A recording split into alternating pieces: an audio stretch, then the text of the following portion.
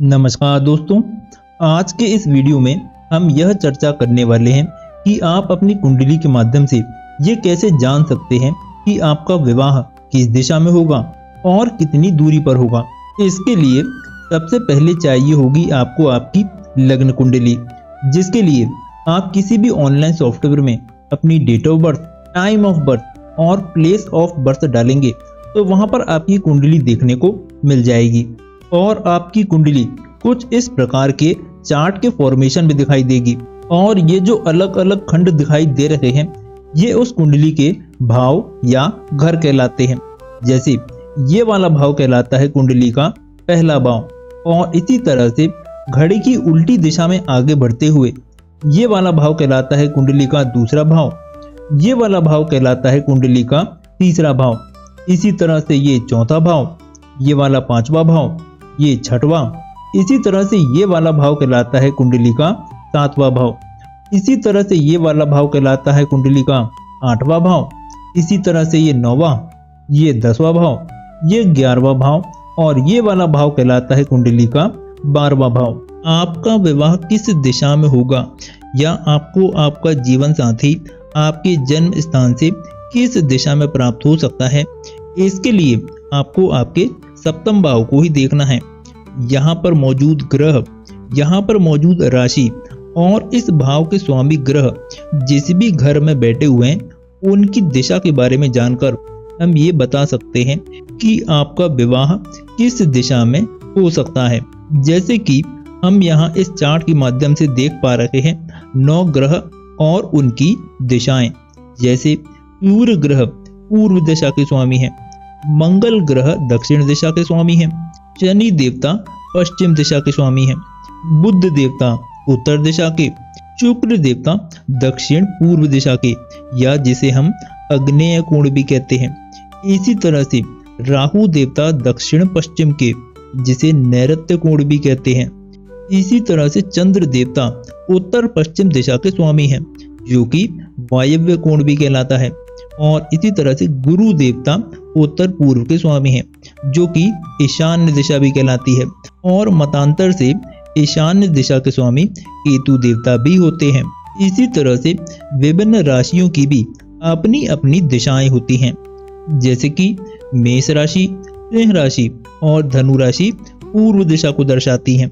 इसी तरह से वृषभ, कन्या और मकर राशि दक्षिण दिशा को दर्शाती हैं। मिथुन, तुला और कुंभ राशि पश्चिम दिशा को दर्शाती हैं और कर्क, वृश्चिक और मीन राशि उत्तर दिशा को दर्शाती हैं। इसी तरह से हमारी कुंडली के अलग अलग घर भी अलग अलग दिशा को दर्शाते हैं। जैसे कि जो पहला भाव होता है जिसे हम लग्न भी कहते हैं वो पूर्व दिशा को दर्शाता है। इसी तरह से चौथा भाव यहाँ पर उत्तर दिशा को दर्शाता है। इसी तरह से सप्तम भाव पश्चिम दिशा को दर्शाता है और दशम भाव दक्षिण दिशा को दर्शाता है। और इसी तरह से इनके बीच के जो भाव हैं वो इनके बीच की दिशा को दर्शाते हैं। जैसे दूसरा और तीसरा भाव उत्तर पूर्व दिशा को दर्शाता है। 12वां और 11वां भाव यहाँ पर दक्षिण पूर्व दिशा को दर्शाता है। इसी तरह से 8वां और 9वां भाव दक्षिण पश्चिम दिशा को दर्शाता है। 5वां और 6वां भाव उत्तर पश्चिम दिशा को दर्शाता है। तो ये हो गई वो जरूरी जानकारी जिसके माध्यम से हम ये निकालेंगे कि आपका विवाह किस दिशा में हो सकता है। इसके लिए आप अपनी कुंडली के सप्तम भाव को देखेंगे और सबसे पहले वहां पर ये देखेंगे कि वहां पर कौन से नंबर की राशि बैठी हुई है। जैसे कि इसी कुंडली में यदि हम देखें तो देखिए जहां पर पश्चिम दिशा लिखा हुआ है यहाँ पर आपको देखना है कौन सा नंबर लिखा हुआ है। प्रत्येक नंबर की राशि को दर्शाता है। जैसे यदि यहाँ पर 1 अंक लिखा है तो वो मेष राशि को दर्शाता है, 2 अंक लिखा है तो वृषभ राशि को, इसी तरह से मिथुन, कर्क, सिंह, कन्या, तुला, वृश्चिक, धनु, मकर, कुंभ और मीन राशियां होती हैं। और उस राशि के माध्यम से हम इस वाले चार्ट में देख पाएंगे उस राशि की दिशा। जैसे यदि यहाँ पर 1, 5 और 9 अंक लिखा हुआ है यानी कि मेष राशि, सिंह राशि और धनु राशि, तो वो पूर्व दिशा को अंकित करती है। और इससे ये पता चलता है कि आपका विवाह पूर्व दिशा की ओर हो सकता है। इसी तरह से यदि यहाँ पर वृषभ, कन्या या मकर राशि है तो वो दक्षिण दिशा को दर्शाता है। इसी तरह से मिथुन, तुला या कुंभ राशि है तो वो पश्चिम दिशा को, और कर्क, वृश्चिक या मीन राशि है तो वो उत्तर दिशा को दर्शाता है। इसी तरह से उस राशि के जो स्वामी ग्रह हैं उनके द्वारा भी हम दिशा जान सकते हैं। जैसे मान लीजिए यहाँ पर सप्तम भाव में 1 अंक लिखा हुआ है। 1 अंक मतलब मेष राशि। मेष राशि के स्वामी होते हैं मंगल देवता। तो हम यहाँ पर देख पाएंगे मंगल देवता यहाँ पर दक्षिण दिशा के स्वामी हैं। तो इससे हम ये जान पाएंगे कि इस व्यक्ति का जो ससुराल है या इस व्यक्ति का जो जीवन साथी है वो दक्षिण दिशा की तरफ प्राप्त हो सकता है। और इसी तरह से यदि यहाँ पर 8 अंक भी लिखा हुआ हो, 8 अंक होता है यहाँ पर वृश्चिक राशि का, इसके स्वामी भी यहाँ पर मंगल देवता ही होते हैं। तो यदि सप्तम भाव में 1 नंबर की और 8 अंक की राशि बैठी हुई है तो वो यहाँ पर मंगल ग्रह को दर्शाती है, जो कि दक्षिण दिशा को दर्शाते हैं। तो इससे हम ये समझ पाएंगे कि इस व्यक्ति का विवाह यहाँ पर दक्षिण दिशा की ओर संभव हो सकता है। और इसी तरह से यहाँ पर इस चार्ट के माध्यम से हम सभी ग्रहों की दिशाएं देख पा रहे हैं। जो भी ग्रह सप्तम भाव की राशि का स्वामी होगा उसके माध्यम से भी हम यहाँ पर व्यक्ति की शादी की दिशा यहाँ पर जान सकते हैं।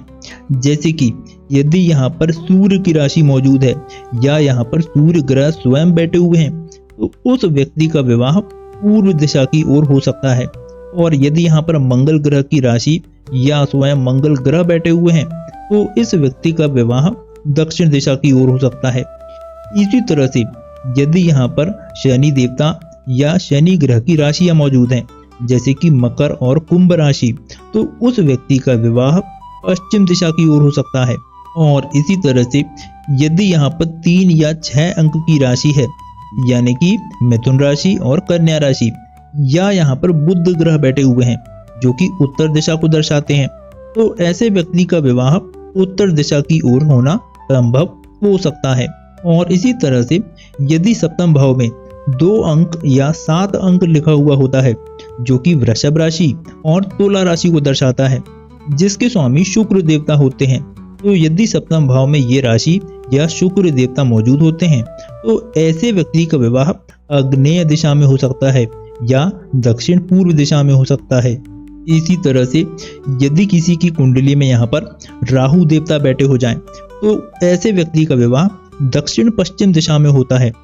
इसी तरह से यदि यहाँ पर 4 अंक की राशि यानी कि कर्क राशि हो या स्वयं चंद्र देवता बैठे हो तो ऐसे व्यक्ति का विवाह यहाँ पर उत्तर पश्चिम दिशा में संभव हो जाता है। और यदि यहाँ पर गुरु देवता या उनकी राशि मौजूद हो तो ऐसे व्यक्ति का विवाह उत्तर पूर्व दिशा की ओर होना संभव होता है। अब एक और स्थिति यहाँ पर हो सकती है। मान लीजिए सप्तम भाव का स्वामी ग्रह, मतलब यहाँ पर जो भी राशि सप्तम भाव में मौजूद होती है उसके स्वामी ग्रह इस कुंडली में जहाँ पर भी बैठे होते हैं उस घर की दिशा का प्रभाव भी उस व्यक्ति के विवाह की दिशा में भी देखने को मिलता है।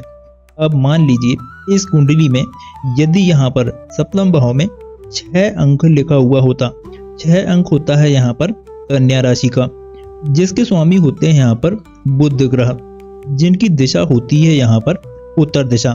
और मान लीजिए किसी कुंडली में बुध देवता यहाँ पर दूसरे घर पर बैठे हुए हैं और दूसरे घर की दिशा कौन सी निकल के आएगी, देखिए चौथे घर की है उत्तर दिशा और पहले घर की है यहाँ पर पूर्व दिशा, और इन दोनों के बीच की दिशा निकल के आ रही है यहाँ पर उत्तर पूर्व, और बुध ग्रह भी उत्तर दिशा के ही स्वामी हैं।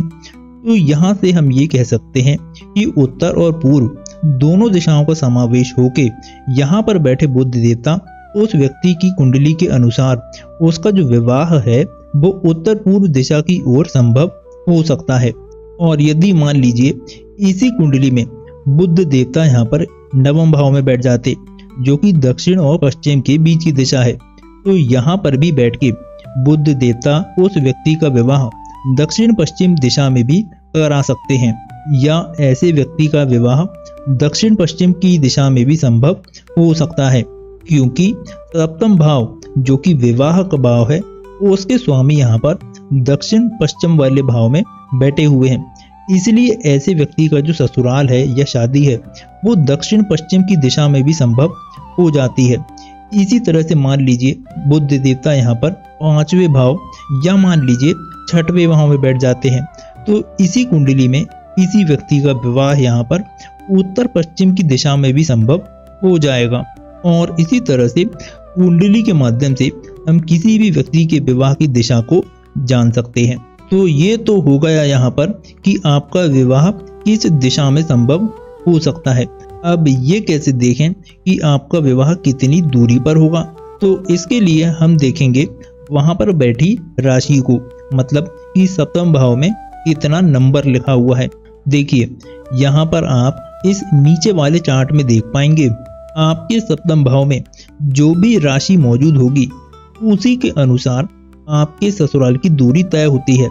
यहाँ पर 3 प्रकार की राशियां होती हैं। पहली होती है यहाँ पर चर राशि, दूसरी होती है यहाँ पर स्थिर राशि और तीसरी होती है यहाँ पर द्विस्वभाव राशि। चर राशि कौन सी होती है? पहली, चौथी, 7वीं और 10वीं। मतलब आपकी कुंडली के 7वें भाव में यदि इनमें से कोई नंबर लिखा हुआ है तो आपकी जो शादी होगी वो 150 किलोमीटर से ज्यादा की दूरी पर होगी। और यदि आपके सप्तम भाव में स्थिर राशि मौजूद है, मतलब वहां पर 2, 5, 8 और 11 अंक लिखा हुआ है, तो आपका जो विवाह होगा वो 80 किलोमीटर से कम की दूरी पर होगा और आसपास ही होगा। और यदि वहां पर द्विस्वभाव राशि बैठी हुई है, मतलब आपके सप्तम भाव में 3, 6, 9 या 12 अंक लिखा हुआ है, तो आपका जो विवाह है वो 80 से लेकर 150 किलोमीटर के बीच संभव हो सकता है। और इस तरह से आप आसानी से अपनी कुंडली के माध्यम से ये देख सकते हैं कि आपका विवाह किस दिशा में होगा और कितनी दूरी पर होगा। आशा करता हूँ आपको आज के इस वीडियो की जानकारी पसंद आई होगी, और यदि ऐसा है तो इस वीडियो को लाइक और शेयर ज़रूर कीजिएगा और इस चैनल को भी सब्सक्राइब ज़रूर कर लीजिएगा। साथ ही साथ हमारे चैनल पर और भी वीडियोस हमने डाली हैं, उनको भी देखिए और उन पर भी अपनी राय ज़रूर दीजिए। धन्यवाद।